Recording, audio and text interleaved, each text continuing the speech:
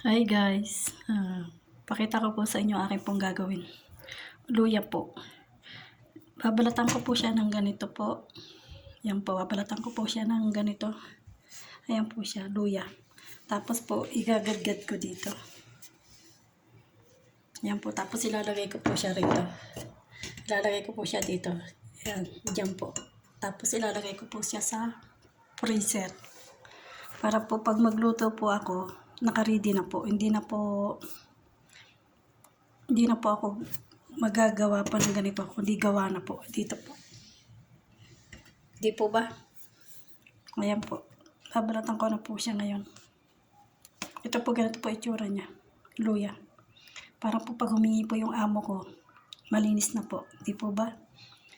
Salamat po and God bless po sa atin lahat.